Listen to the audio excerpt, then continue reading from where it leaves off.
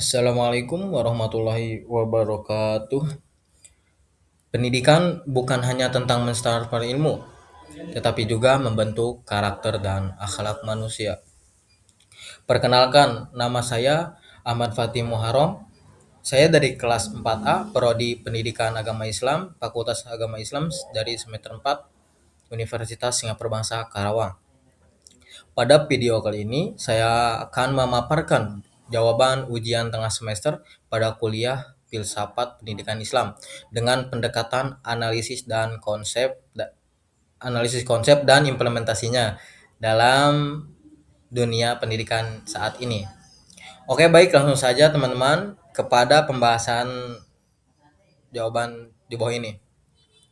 Soal yang nomor satu adalah pengertian filsafat pendidikan Islam dan pengaruhnya. Oke, jawabannya adalah filsafat pendidikan Islam merupakan pemikiran mendalam tentang hakikat pendidikan yang berlandaskan Al-Quran dan hadis dengan tujuan membentuk manusia yang beriman, berilmu, dan berakhlak mulia.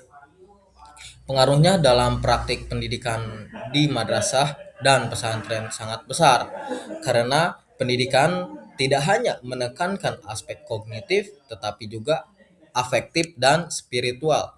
Misalnya, di pesantren, para santri tidak hanya belajar kitab, tetapi juga dibiasakan menjalankan ibadah dan memiliki akhlak yang baik.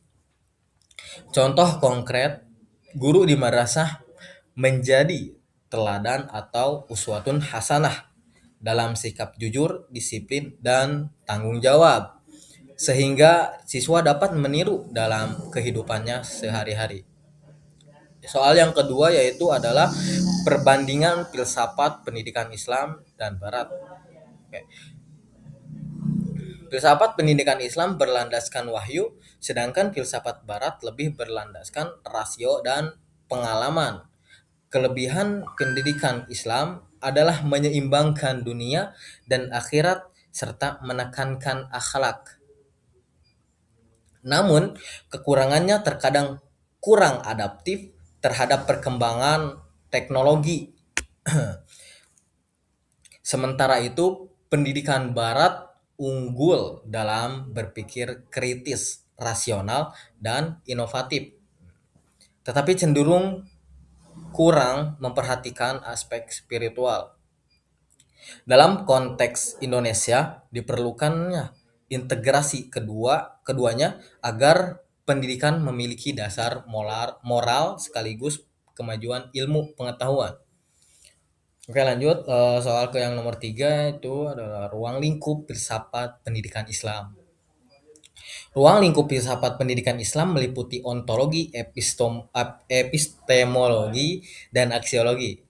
Dalam pengembangan kurikulum, hal yang perlu diperhatikan antara lain tujuan pendidikan, materi pembelajaran, dan metode serta evaluasi. Kurikulum harus mengintegrasikan ilmu agama dan ilmu umum untuk membentuk insan kamil.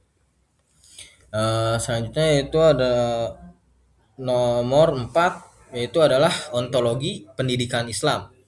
Apa itu? Ontologi membahas hakikat manusia sebagai makhluk jasmani dan rohani.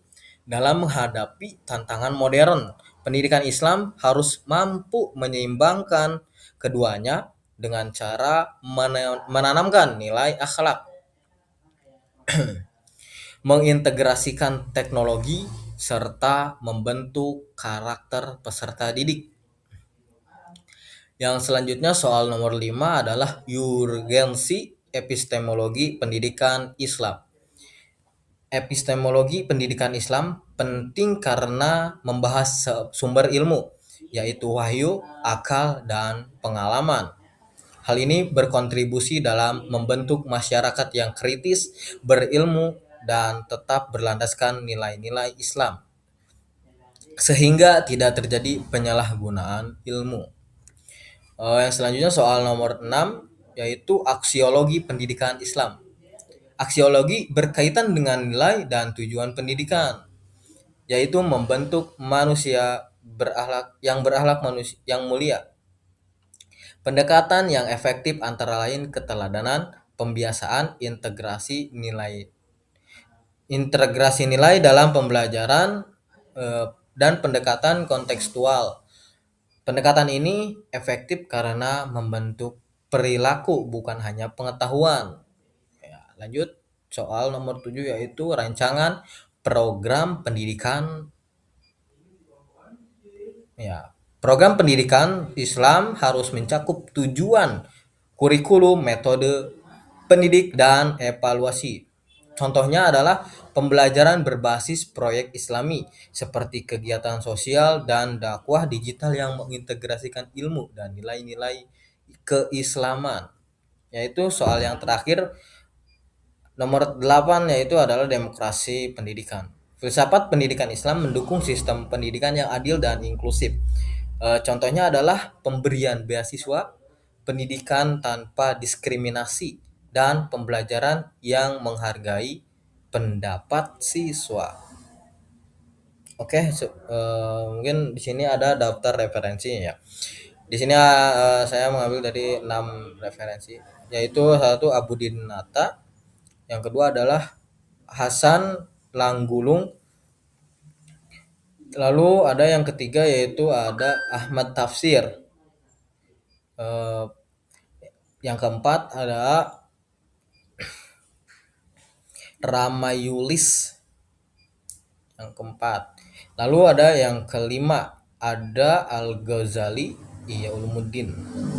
Dan yang terakhir Al-Quran dan hadis Nabi Muhammad SAW. Oke, baik, sebagai penutup dapat disimpulkan bahwa filsafat pendidikan Islam memiliki peran yang sangat penting dalam membentuk sistem pendidikan yang tidak hanya cerdas secara intelektual tetapi juga kuat secara spiritual dan moral. Dengan mengintegrasikan nilai-nilai Islam dan perkembangan ilmu pengetahuan, pendidikan di Indonesia dapat menjadi lebih berkualitas dan berkeadaban. Demikian yang dapat saya sampaikan, kurang lebihnya mohon maaf. Terima kasih atas perhatian Bapak dosen dan teman-teman semua. Saya tutup. Assalamualaikum warahmatullahi wabarakatuh.